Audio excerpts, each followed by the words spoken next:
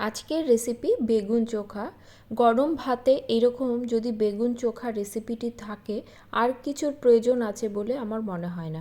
দারুণ স্বাদের এই বেগুন চোখা রেসিপিটি আপনারা ভাত, রুটি, পরোটা সব কিছুর সঙ্গেই কিন্তু খেতে পারবেন। রেসিপিটি শুরু করার আগে একটি অনুরোধ, ভিডিওটি ভালো লাগলে লাইক কমেন্ট করবেন এবং সাবস্ক্রাইব করে পাশে থাকবেন। রান্নাটি করার জন্য আমি নিয়েছি বেগুন, টমেটো, মটরশুঁটি সব কিছু আগে প্রথমে ভালো করে ধুয়ে নেব। বেগুনটা অবশ্যই একটু নরম দেখে নেবেন। এই নরম বেগুনে বীজ কিন্তু একেবারেই থাকে না। এরকম বেগুন খেতে কিন্তু খুব ভালো লাগে।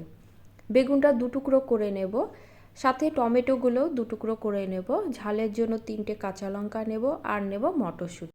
রান্নাটি করার জন্য আমি প্রথমে একটি তাওয়া বসিয়ে দেব, দিয়ে দেব সর্ষের তেল। তেলটা গোটা তাওয়াতে ভালো করে মাখিয়ে নেব।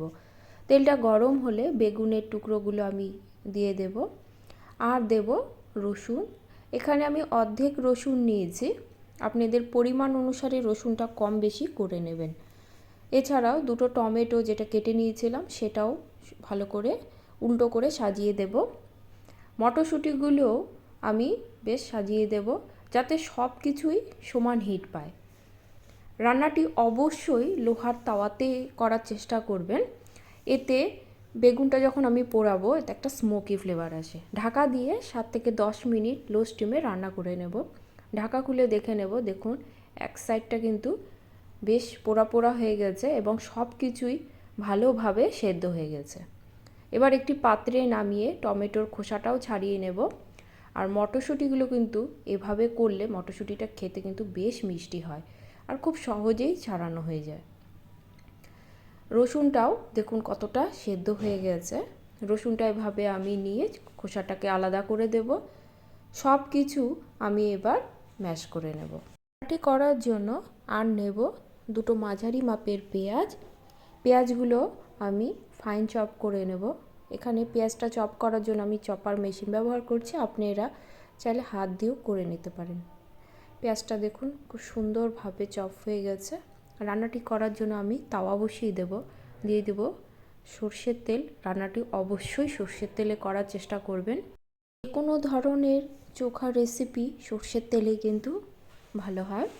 তেলটা গরম হলে ফোড়নে দেব গোটা জিরে আর দিয়ে দেব পেঁয়াজ কুচিটা। পেঁয়াজটা কিন্তু শুধুমাত্র কালার ধরা পর্যন্তই রান্না করে নেব।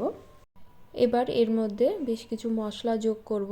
এর জন্য ফ্রাই প্যানে মাঝখানটা ফাঁকা করে এর মধ্যে দিয়ে দেব হলুদ, দিয়ে দেব গরম মশলা, হাফ চামচের মতো জিরে গুঁড়ো আর দেব ধনে গুঁড়ো। আমি যেহেতু কাঁচা লঙ্কা ব্যবহার করেছি সেই জন্য আলাদা করে ঝাল লঙ্কার গুঁড়ো ব্যবহার করছি না। আপনারা যদি ঝাল খেতে বেশি পছন্দ করেন সেক্ষেত্রে ঝাল লঙ্কার গুঁড়োটা ব্যবহার করতে পারেন।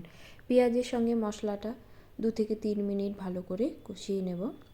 এবার মটরশুঁটি, টমেটো, বেগুনের যে ভর্তাটা করে রেখেছিলাম সেটা আমি দিয়ে দেব। মশলার সঙ্গে ভালো করে মিশিয়ে নেব। দিয়ে দেব স্বাদ অনুসারে নুন। ভালো করে ভর্তার সঙ্গে মিশিয়ে নেব। এই ভর্তা এতটাই টেস্ট হয়, গরম ভাতে এরকম একটি রেসিপি থাকলে আর কিছু প্রয়োজন হয় না। কোনো রকমের পোড়ানো ঝামেলা ছাড়াই চটপট আপনারা এই ভর্তাটা করে নিতে পারেন। বেশ কিছুটা ধনেপাতা কুচি যোগ করব। গ্যাসের ফ্লেমটা মিডিয়াম টু লোতে রেখে 5 থেকে 7 মিনিটের মতো আমি রান্নাটা করে নেব। দেখুন কতটা সুন্দর কালার এসেছে, খেতে কিন্তু অপূর্ব হয়। রেসিপিটি ভালো লাগলে বাড়িতে তৈরি করার অনুরোধ রইল এবং কমেন্টে কিন্তু অবশ্যই জানাবেন। আমার রান্নাটি হয়ে গেছে, এবার পরিবেশনের পালা। আজ তাহলে এই পর্যন্তই, দেখা হবে পরে কোনো রেসিপি নিয়ে। সকলে ভালো থাকবেন, ধন্যবাদ।